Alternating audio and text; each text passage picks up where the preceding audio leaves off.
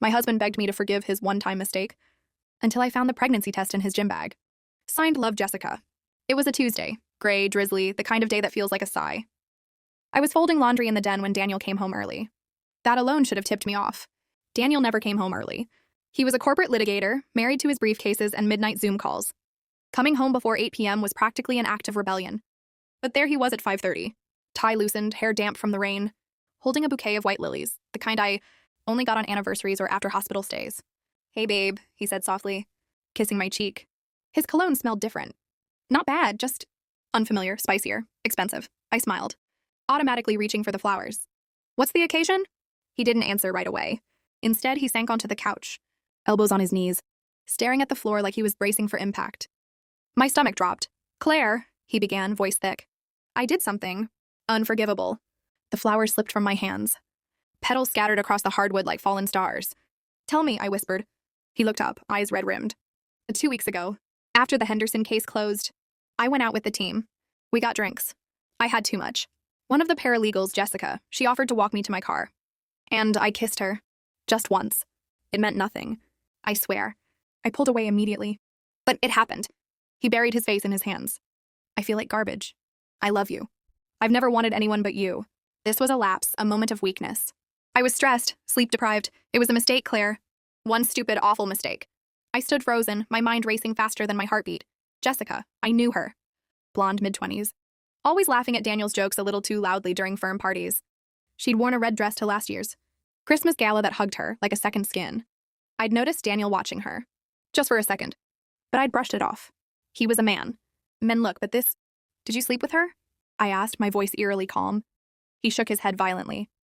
"No, God, no. I swear on our children's lives. It was just a kiss. I came home right after. Remember? You were asleep. I crawled into bed beside you." I did remember. He'd smelled like whiskey and rain. I'd thought nothing of it. For 3 days, I said nothing. I cooked his favorite meals. I kissed him goodbye in the morning.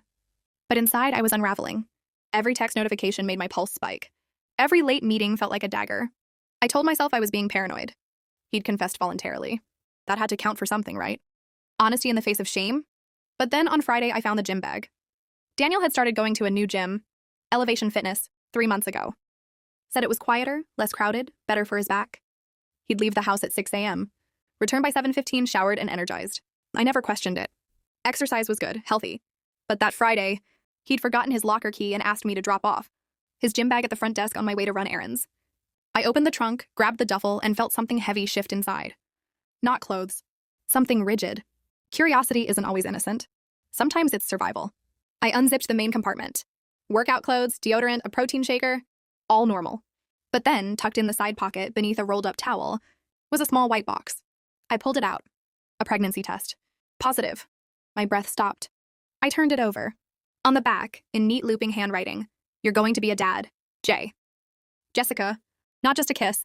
Not just a mistake. A baby. I stood in the parking lot of Target, rain soaking my hair, the test burning in my palm like a live coal. My vision blurred. My knees shook. I wanted to scream. To throw the bag across the lot. To drive straight home and throw every trace of him out the window. But I didn't. Because in that moment, something colder than rage took hold. Clarity. He'd lied to my face. Not just lied, performed. The tears. The guilt. The white lilies. All of it. A script. A carefully rehearsed act to buy time while his mistress carried his child. And I was the fool who almost believed him. I re-zipped the bag. Drove to the gym. Handed it to the front desk with a smile. Then I went home and began to plan. Not revenge, justice. I needed proof. Not just the test, though I kept it. Hidden in a Tupperware container at the back of the freezer next to frozen peas. I needed names, dates, places. I needed to know how long this had been going on. And whether Daniel truly believed he could keep. Both of us, his wife and his baby. Mama, oblivious to each other while he played hero in both lives. I started with his phone. Daniel had always used fingerprint ID, but at night, when he was deep in REM sleep, I'd gently press his thumb to the sensor. It worked 60% of the time. The other 40% I'd wait. Within a week, I had access to his texts, emails, and location history. The truth was worse than I imagined. Jessica wasn't just a paralegal. She was his work wife, a term they'd used jokingly in group chats. But their private messages told a different story. Jessica, 3 months ago. Miss you already? Last night was perfect. You're so much better in person than in my dreams. Daniel. You say that like I wasn't nervous the whole time. But holding you... God, Jess, I haven't felt this alive in years. 3 months. not 2 weeks. Not one kiss. A full-blown affair. And it wasn't just at the office. I pulled up his location history. Every Tuesday and Thursday at 1 p.m. He wasn't in court or meetings. He was at a hotel downtown, the Marlowe Suites. Always the same room, 312, always for exactly 90 minutes. I checked Jessica's Instagram. Public, but vague. But her stories? She'd posted a blurry selfie 2 weeks ago with the caption, "Midweek reset." And in the background, I could see part of a wall with a distinctive blue floral pattern. I Googled Marlowe Suites room 312 decor. Match. Then came the financials.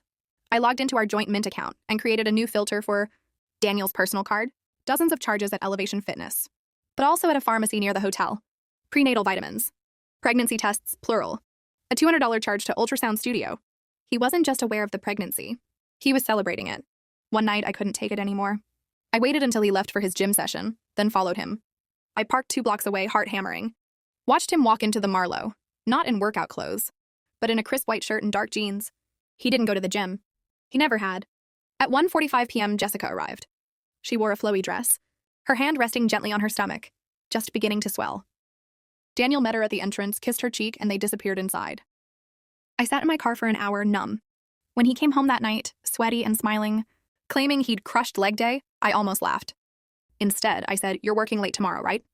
He nodded, pulling off his shirt. "Big deposition. I'll pack you a lunch." He kissed me. "You're the best." I smiled. "I know." But that night, after he fell asleep, I opened my laptop and did something I never thought I'd do. I emailed Jessica. From an anonymous account. Subject, "You're not the only one." Body. "Hi, Jessica. I know about you and Daniel. I know about the baby. I know about room 312. But here's what you don't know. I'm his wife. And I'm not going anywhere. If you think he's going to leave me for you, you're as naive as he thinks I am. Ask him about our twins' college fund. Ask him about the house in the Hamptons. Ask him why he's never introduced you to his parents. He's using you. Just like he's using me. And when he's done, he'll walk away clean, leaving both of us with broken hearts and half lives. Don't believe his lies. You deserve better. Someone who knows the truth." I hit send. I didn't expect a reply. But the next morning, as I was dropping the twins at preschool, my phone buzzed. Unknown number. "Jessica, who is this?" I typed back slowly, deliberately. "Me. The woman whose husband you're sleeping with. The one he's been lying to for 8 years. The one who knows he told you he's stuck in a loveless marriage, while telling me you're just a fling he can't shake." 3 dots appeared, disappeared, reappeared. "Jessica, he said you're unstable. That you threatened to hurt yourself if he left." I laughed out loud, a sharp, bitter sound that startled the mom beside me. "Me, and you believed him?" Look up public records. Our marriage license? Property deeds. Joint custody forms for our twins. We renew our vows every year.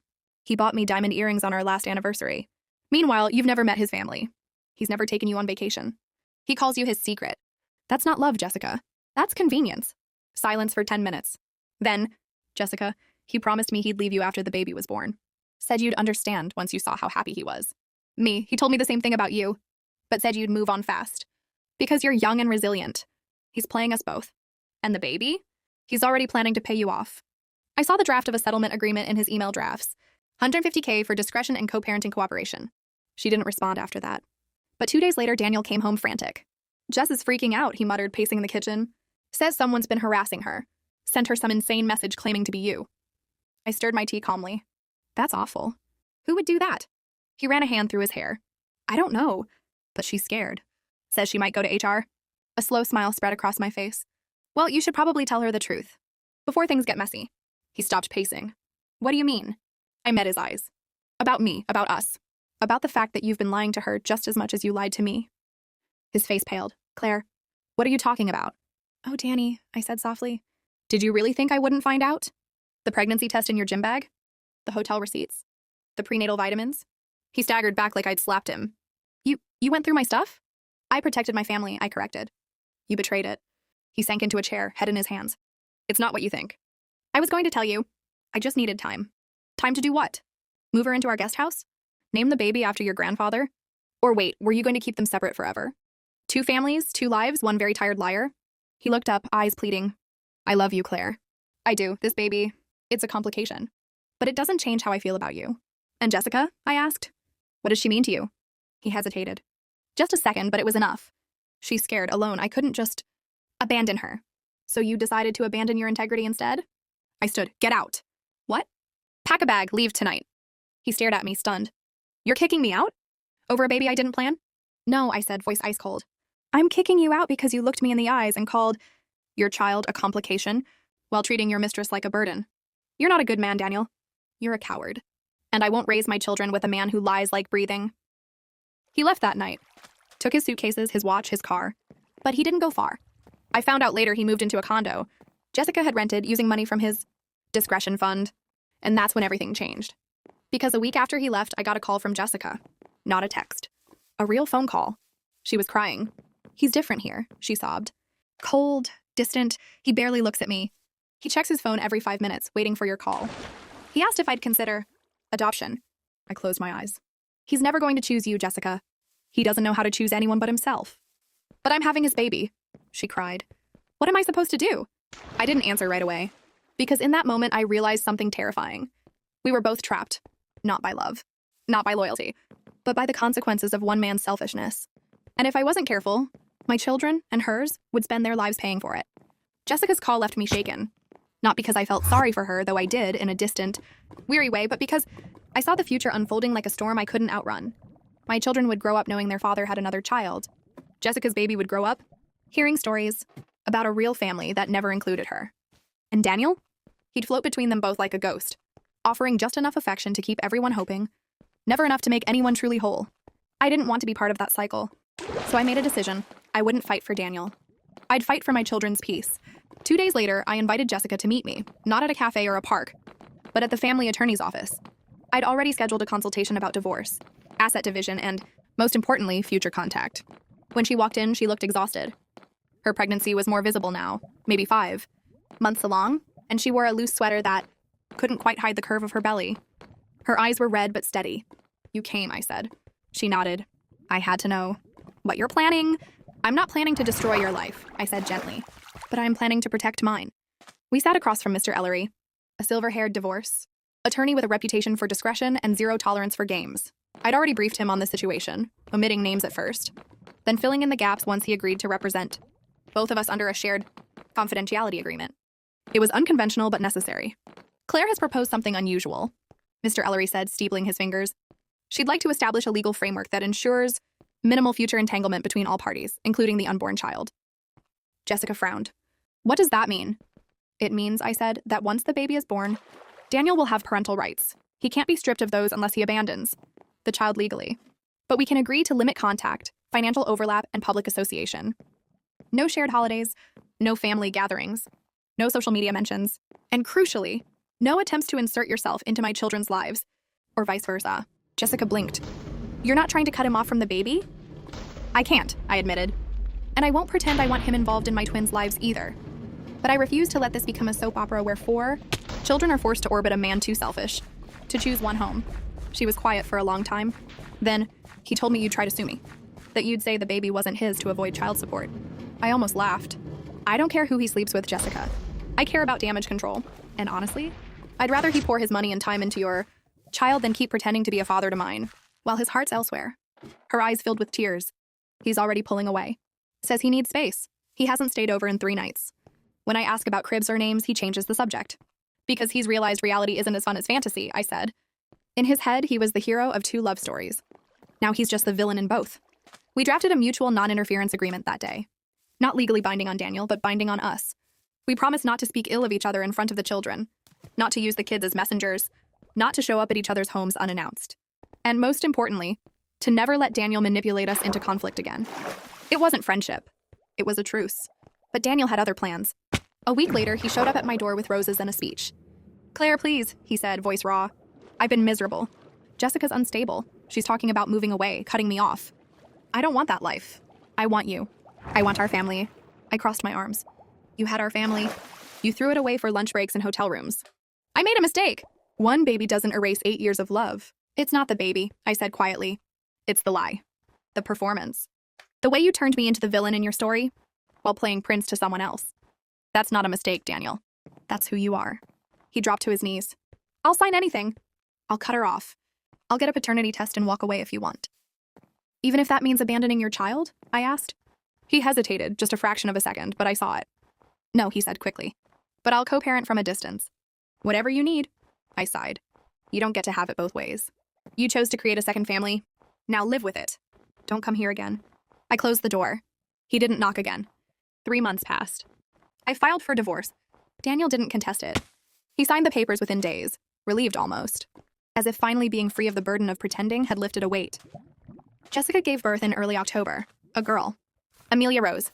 Daniel posted a blurry newborn photo on his private Instagram with the caption, "My whole heart." I didn't unfollow him. I needed to know. He visited the hospital twice, then once a week for a month, then every other week, then silence. By Christmas, Jessica was raising Amelia alone. She texted me one night. "He hasn't shown up in 3 weeks. Says he's overwhelmed. I think he's seeing someone new." I didn't respond with pity. I responded with action. I contacted Mr. Ellery. "It's time to formalize child support." Daniel fought it at first, claimed he couldn't afford it while paying alimony. But when I submitted bank records showing he'd taken out a $50,000 personal loan, likely to fund his new apartment and dating app subscriptions, the judge ordered him to pay $850 a month, standard for his income bracket. He paid for 2 months. Then he lost his job, conveniently right before a big bonus payout. I didn't panic. I'd expected this. I filed for wage garnishment. The court froze his accounts until he complied. Still, I knew money wasn't the real issue. The real wound was emotional, and it was about to reopen. My twins turned 5 in March. At Ella's birthday party, small gathering in our backyard, Daniel showed up uninvited. He stood at the gate holding a stuffed unicorn and a gift bag, smiling like nothing had happened. "Hey, guys," he called out to the kids. "Happy birthday, sweetheart." Ella froze, then ran to him sobbing. "Daddy, you came!" My blood turned to ice. I walked over, took Ella's hand gently, and said, "Daniel, you weren't invited." "I just wanted to see her," he said, eyes pleading. "1 hour, please." "You had 5 years of birthdays," I said. "You chose to miss them for someone else.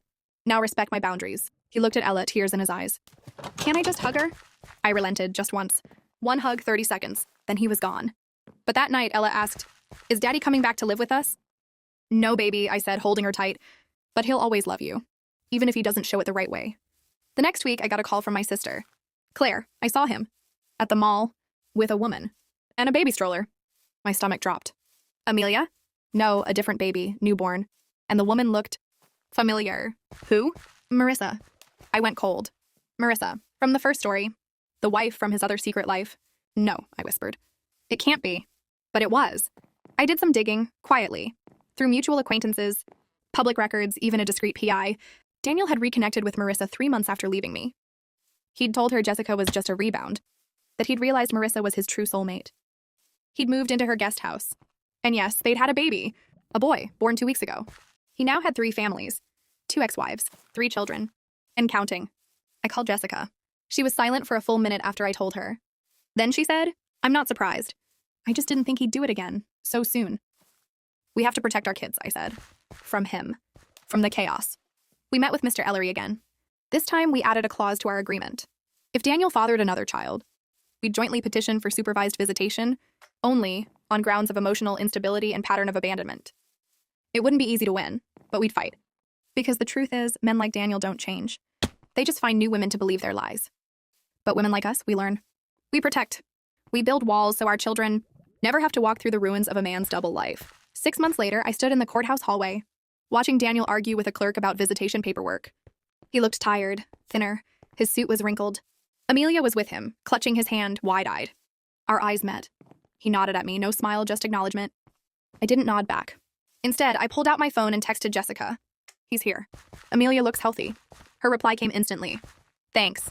I'll tell her you asked about her tomorrow." We weren't friends, but we were allies. And in the war against a man who treated love like a game, that was enough.